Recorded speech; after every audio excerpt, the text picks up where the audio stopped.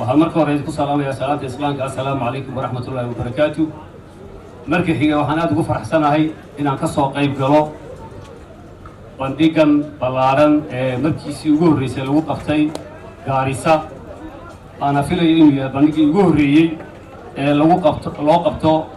لوقفتو نورد إست كينيا نوعا وكلا دقنكو وشيء مهم هو جريتانك بشكل كستا بشكل الصوماليات ودقن آديات غني وعلينا وحنا دو فرحسنا هاي أنا وديانك الصوماليان سؤال كيني إن عنوهين كوي أنت بدن كيديني إلى اليوم يدقن كصوماليات أدوية هاي اللغة دوايا فرنكا iyo qaybihiisa kalaba inaan maanta helay garab dheeraada oo naga wada dhaqaale badan oo filayo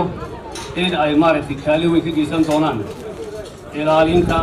iyo kobcinta dhaqanka Soomaaliyeed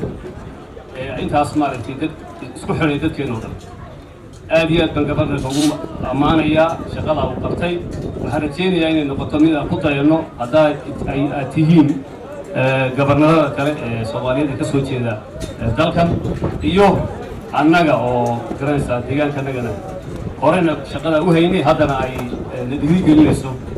waxa halkan aad ka qabateen inaan sii kordhino aad iyo aad ayaan markan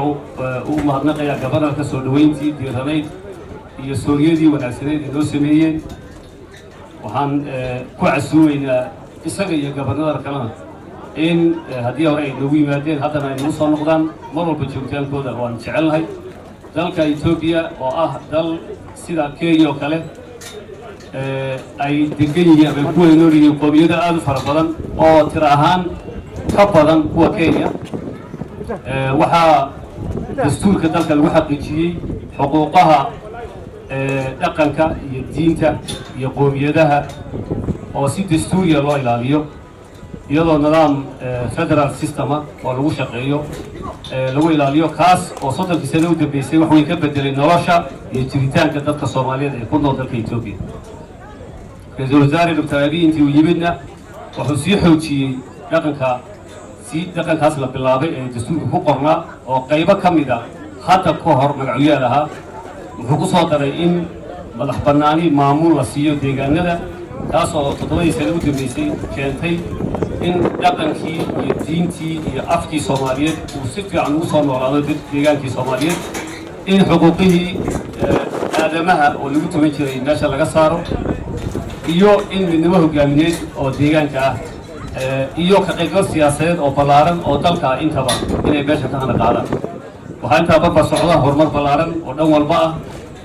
oo isaguna deegaanka ka jira inahaas ayaan ku soo goobaya warbixintii mar haddii halkaan aan imid in aad ku faraxda idinkuna waxa wanaagsan ee walaalihiin dalka Itoobiya ku nool ay haystaan dabcan siyaasadda meel walba muran way ku leedahay sida Kenya oo kale annagana deegaankanaga murano siyaasadeed iyo go'doonooyin maamul bay jiri karaan laakiin waxaan muran ku jirin maanta deegaanka Soomaalidu xagga nabadda nabadgelyada xuquuqda horumarka inuu aad uga bedelan yahay sawirkii uu lahaa 7 sano ka hor waxaan rajaynaynaa inaad kaa nala xoojisaan waxaan ugu baaqaynaa ganacsatada iyo maalgashiga ciddii xiisaynaysa ee